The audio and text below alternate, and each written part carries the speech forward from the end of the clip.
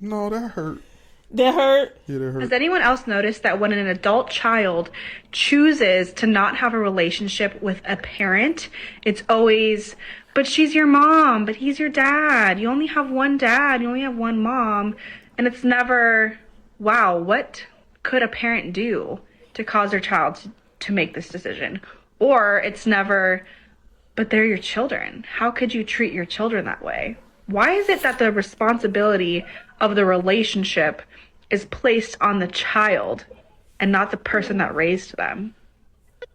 Because the person that raised them could potentially come from a toxic relationship themselves. And sometimes we gotta allow that.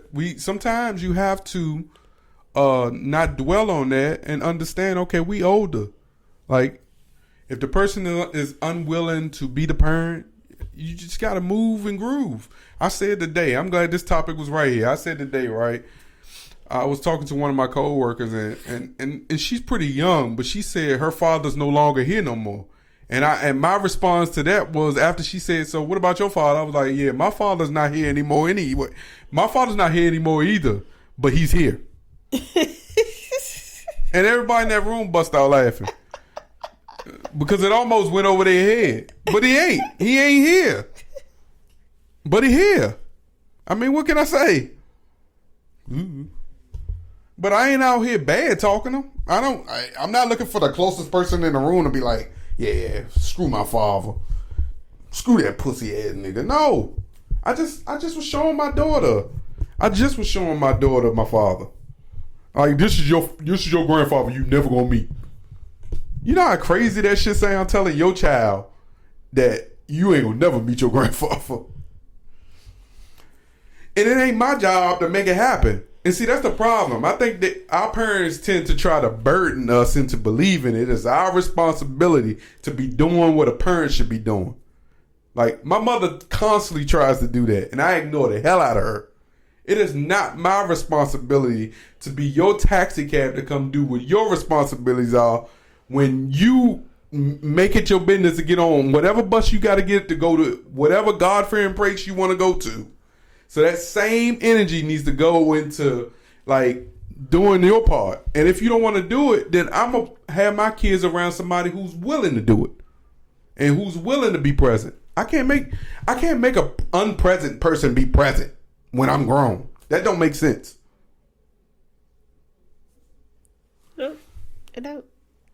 But I'm a big advocate of, we should, especially in this day and age, things that we couldn't do or we felt was probably going to be disrespectful to do when we were younger, as far as if our parents said something to us, expressing our feelings of how we felt about how they said something to us, not what they said. Nowadays, these kids take a little too far. Like, they say stuff and then you say you're going to do, they be like, I'm going to call CPS. I'm going to report you. Yada, yada, yada. It's all that. But where is the support for either party when shit go left and all the stuff that we dealing with now with the sense of killing and all that stuff? All because nobody's listening. If your kid is going through something, there's nothing wrong with daily check-ins. How you doing? How's school? Even the kid asking the parent, how's work? How's things going? Little things like that. It's never to say that a child's not being in a child's place in certain situations. I want to go back to a child's place. I do. I really do. But why is it always the fault and the blame if a child is in a situation now that they've gotten older and they do decide to cut off their parent? Like, why does it have to be the child's fault? Because they chose their own peace, their own happiness, their own sanity. Because now that they're the parent, they're seeing what it is that they can do to start a new cycle of parenting, nurturing, love that they didn't receive. Because that's a lot of things that we deal with nowadays. Everybody always talk about, it's going to keep drilling mental health, but it's a real situation when people who have been brought up in a traumatic household or who've had trauma, faced trauma, and they've been brought up in a same household with somebody who didn't. And me, I have a sister. Okay, you would think that we didn't grow up together. You would think we grew up in completely different household states or whatever when she expressed her childhood and I expressed mine. And it sucks because we grew up in the same household. We may have days and weeks out. She may have stayed in my grandparents' house and I may have stayed with my mother, but primarily throughout our life, we stayed in the same household. But the way we were brought up, a lot of people didn't know I had a sister. It was like I was the only child. Everybody knew me. When they saw me, they knew who my mother was. When they saw my mother, they like, your daughter. And she like, oh yeah, not the thoughts. I do have a sister. So when people was like, who's that? I'm like, oh, my sister. What? You had a sister? So her life experience as a child, her trauma. Go on. I'm sorry. Mm-hmm. And what she went through, you would like be like, huh? What? Y'all lay together? You sure? Because we've had conversations and I've had to look at her and be like, where was I at? Because what? Huh? But those are hard things to deal with. Like as an adult, to hear my sister's stories and things that she now has become comfortable with communicating about and talking about, that shit is hurtful. Like my sister used to, you ever had times when you and your siblings played, had fun, did things without? That wasn't us. My sister's form of fun was putting a belt around my neck, pushing me downstairs, launching stuff at me, scaring me with stuff, bugs and things of that nature. Like, but then when we did bond, we had our bonds, but it was just awkward.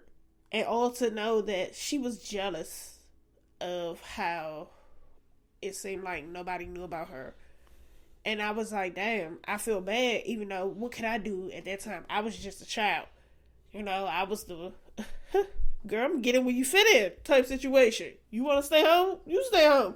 I'm going out. Look, I want this, I want this, I want that.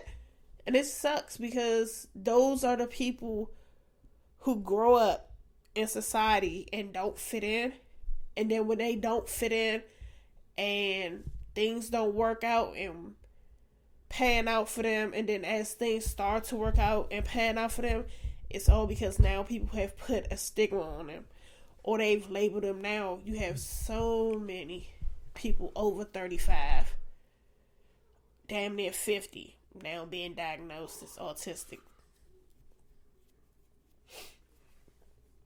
So it's like, what can we give these people or put onto them so that it doesn't seem like the trauma, the things they went through was something that they could have talked about or they could have dealt with. So we're going to say that they're autistic. And so when they have their moments, their problems, their issues, they can use that as an excuse, like Amanda Seals. That's what they can use with really bitter waters.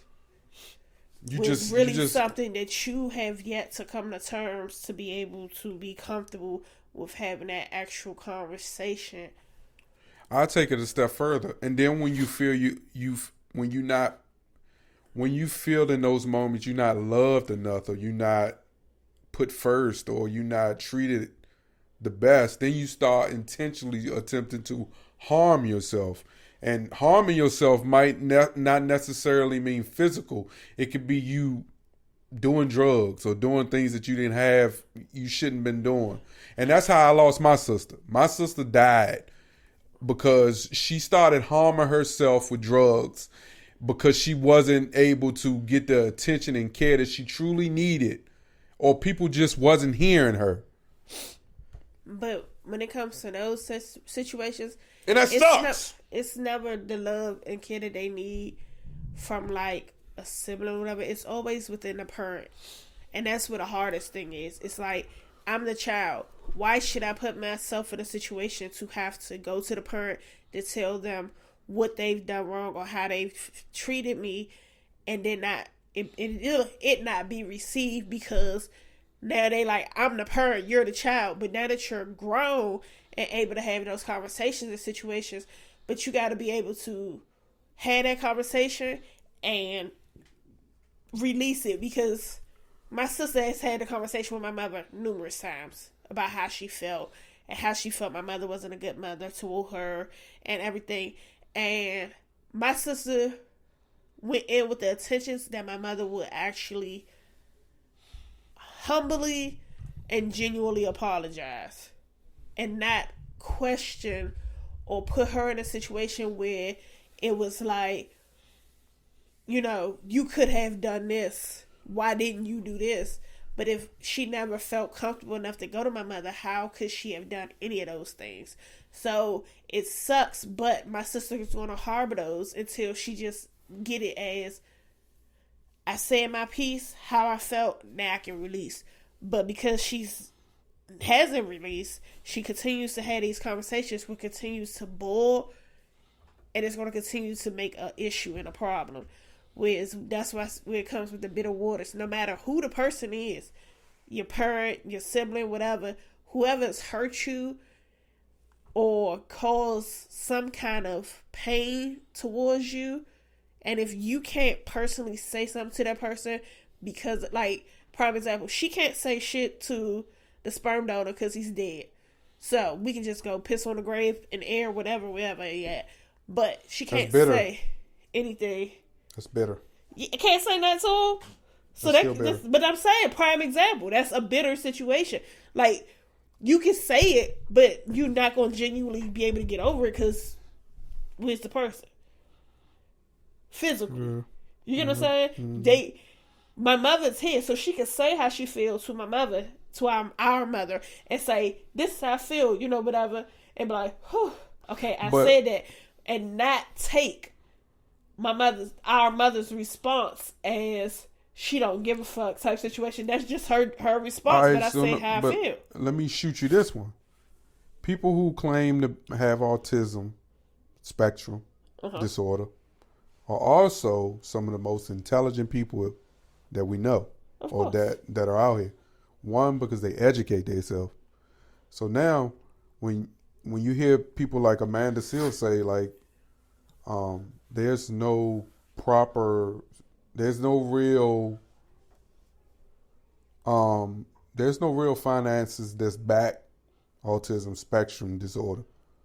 And when you do find people, it's just people that's just trying to diagnose you to just start pumping you with meds, basically, like that. Right. And but I also understand, like, when you as educated as you possibly can, is there enough information you can find out about your past through reading and through educating yourself that can position you to be able to handle the pain when you're trying to explain to the person who played a major role into whatever issues you may be having internally, when they don't basically care or where they don't show any remorse.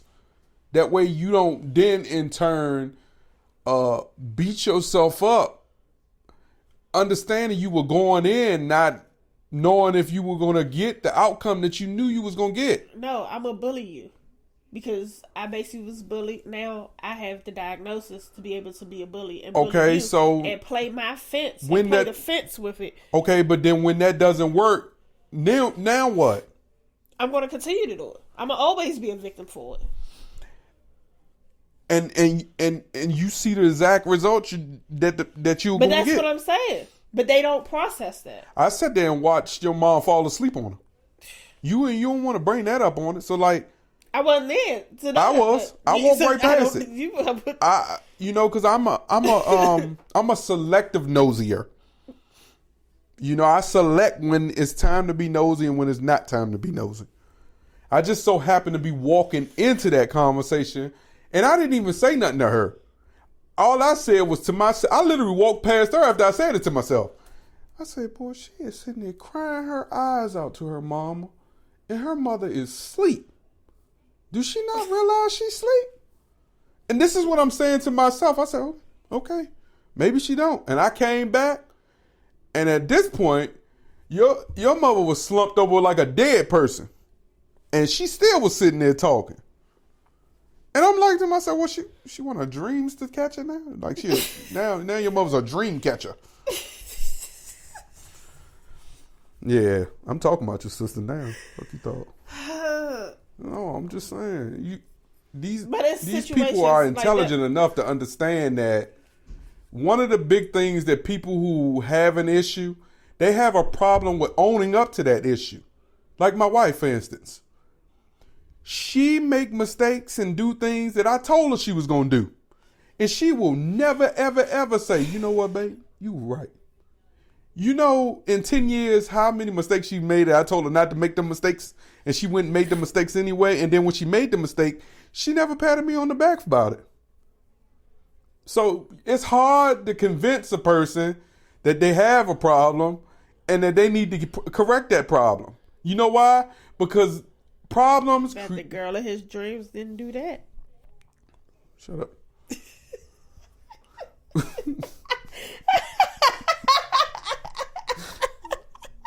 Not on my close to my birthday, you won't. Nah. 2.5 hours away. I don't give a shit. Nah. And I'm wide awoke. No, the hell you won't. I caught that shit. No, it didn't go over my head. It hit me right here in my face. I felt it. What you talking about? But no, you know, I'm not. Listen to me. There were so many things that happened in my life and my upbringing. Like my mother tried multiple times to like reintroduce me to new men that she met to be my father. At the time, she didn't know she was doing it. To be your father. But listening to these cornballs, like, case in point. This was a dude she had been telling me about for a long time. I remember the dude. I remember he used to be around. She used to call him a friend. I never got the feeling that he was trying to hit on my mother because, you know, my mother, you know, she all right, but she ain't no dime piece. And I don't care. My mother's a hater. The hell? I'm going to talk about her. The hell? She all right. She all right. So, weird. Listen to me. This nigga hits me up out of the blue not too long ago, just trying to struck up some random ass conversation. And I'm assuming he had recently probably had a conversation with my mother because of the way he was talking. But she just gave this random man. In real life, like I love my mother, but this nigga don't know me. He don't know me now. He don't know how I process shit. He don't know how my ignore game is. Like, it's strong. I will respond to you and still not really be into the conversation. So I'm like, okay, this nigga's talking to me now, so let me give him the conversation he's trying to get. I'm like, yeah, man, oh, that's cool. He tells me what he's doing now. Now this nigga wants me to know he's a DJ. So I said, oh yeah, man, let me make sure I save your number because I might need a DJ one day. No, nigga, I won't. My uncle's a DJ. No, I won't need it. But because you want me to give you that information, there you go, brother. But I'm hoping it will stop then. No. Then he continues. Oh, what you doing this weekend? I'm okay. Yeah, I'm good. So clearly, my mother didn't mention nothing about my family. So, sir, yeah, man, I'm going home to my wife and kids. Oh, okay, cool. Boom. We stopped there for a second. He's like, man, so, man, hit me later. Oh, no. I'm reading the text, but as I'm saying, I bet I am laughing. See, that's fast forward. You be indirect, like, oh. Fast forward a week later. I ain't talked to this nigga not 1 minute since that conversation. A week later. What you doing for Mother's Day? So clearly my mother has been talking to you. Because she too skips past my birthday to Mother's Day every year. Every year. She woke up this morning after we talked all yesterday and I told her, man, yeah, I don't know what I'm doing for my birthday on Monday. And told me happy birthday this morning. And I hope you enjoy. So I said, your uncle mixed up. No, she didn't get my uncle mixed. She don't care.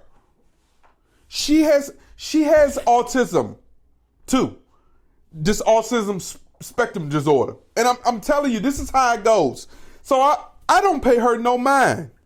I know too soon between today and Tuesday, she will be now talking about Mother's Day and trying to plan it for me, for her, while I ignored the shit out of her. Who are you people that was not involved in my life to now try to now involve yourself and then force your life on my life? So now I know you've been having... Now I know by telling me what I'm doing for Mother's Day is what you trying to get out of me, that I'm doing something for my mother. No, that's not what you're going to get. I said, oh, I didn't even respond at this point because now he think I'm stupid. Right? He still think I'm Lil Mike. That's what he think. He think because my mother's slow, I'm slow. Holy shit. You're a little bit faster. Nigga. God did. Thank you, Grams. God did.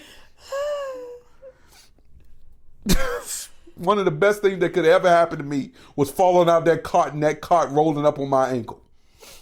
I'll tell you that now. I take the bad ankle sprains that I have consistently because I got a bad ankle. I thank God for that cart rolling up on my ankle.